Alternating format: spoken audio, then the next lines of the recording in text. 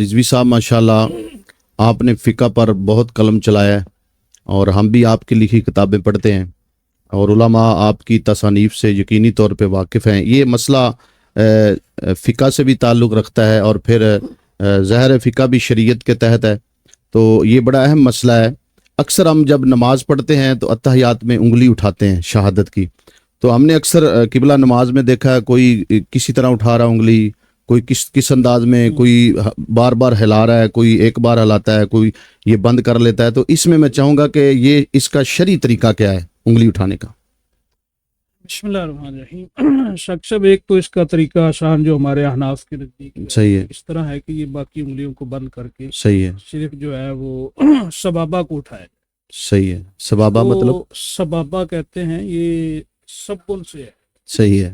سب کا من ہوتا ہے گالی دینا. اللہ اکبر. اور میں اس کو ذرا آپ کو آسان مفہوم میں عرض کر دوں تو اصل میں جس وقت یہ تشہد میں یہ پڑھا جاتا ہے اشہد اللہ الہ الا اللہ، تو لا الہ اس پر آپ انگلی کو اس طرح کھڑا کریں، صحیح، اور الا اللہ پر اس کو نیچے کر دیں.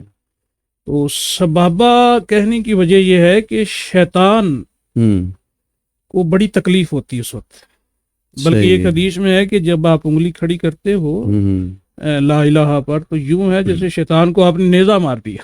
اللہ اکبر. صحیح ہے. یا اس کو لوہے کی کوئی چیز ماری آپ نے. اتنی بڑی شیطان کو تکلیف ہوتی ہے. صحیح ہے.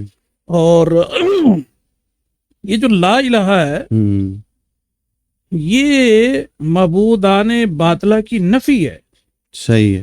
یعنی اس سے صرف شیطان نہیں بلکہ جو معبودان باطلہ ہیں ان کو سبن کیا جاتا ہے، ان کی بھی جو ہے وہ تذلیل کی جاتی ہے کہ لا الہ ہے تو معبود ہے نہیں ہو. یہ جتنے بھی باطل ہے، یہ بت پرست ہیں، سورج پرست ہوں، کوئی بھی ہوں تو معبودان باطلہ کی نفی انگلی اٹھا کر کی جاتی ہے. صحیح ہے. اچھا ایک اور آپ کو معاشرتی اسی سے مناسبت تاکہ ناظرین کو آسان ہو جائے، یار کام ایسا کرو کوئی تمہارے اوپر انگلی نہ اٹھائے. کیا مطلب ہوتا ہے؟ کوئی اعتراض نہ کرے.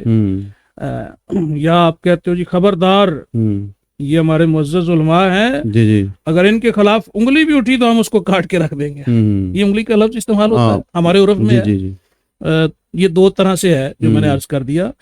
تو یہ جو انگلی اٹھائی جاتی ہے یہ شیطان کی مخالفت اور معبودان باطلہ کی کمال اس میں تحقیر ہوتی ہے، اور عقیدہ توحید کمال مضبوط ہوتا ہے، طاقتور ہوتا ہے.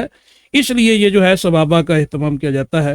اس میں تھوڑی سی بات ضمناً میں عرض کر دوں، کئی لوگ ایسے کرتے ہیں وہ اس طرح کرتے ہی رہتے ہیں. انہوں نے قیاس شروع کر دیا کہ شیطان کو تکلیف ہوتی ہے، اس کو کوڑے برستے ہیں یا اس کو نیزہ مارتا ہے تو مارتے ہی رہے. یہ قیاس ان کا فاسد ہے. یہ جو شرعی احکام ہوتے ہیں، اب جب نص ہے حدیث پاک کی نص ہے تو اچھا یہ حدیث پاک میں جی بالکل حدیث ایک حدیث نہیں ہے. حضرت عبداللہ بن عمر سے 3 روایتیں ہیں، حضرت وائل بن حجر سے، سنن ترمذی، سنن نسائی، ابن ماجہ، یہ ساری حدیث ہیں. چونکہ آپ نے مجھے وقت جتنا بتایا اس حساب سے ان کے نام نہیں لے رہا، تو یہ کتب حدیث میں موجود ہے. اور آپ کو یاد ہو کہ یہ جو اشہد اللہ الہ الا اللہ جو ہے یہ کب کہا گیا تھا؟ نبی پاک علیہ الصلوۃ والسلام جب شب معراج اللہ کی بارگاہ میں حاضر ہوئے، سرکار نے غور و فکر کیا کہ اللہ کی بارگاہ میں کیا پیش کروں ہے. تو اللہ کی طرف سے عنایت ہوئی تو آقا علیہ الصلوۃ والسلام نے التحیات للہ والصلوات والطیبات اللہ کی بارگاہ میں پیش کر دیے.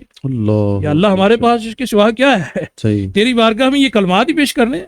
تو اللہ نے جواباً جو آقا علیہ الصلوۃ والسلام کو انعام عطا فرمایا، السلام علیکم ایھا النبی ورحمۃ اللہ وبرکاتہ، کہ اے نبی مکرم آپ نے ہماری بارگاہ میں یہ کلام پیش کیا اور ہم آپ کو یہ سلامتی کے کلمات اور برکت کے کلمات جو ہے وہ آپ کو عطا فرماتے ہیں.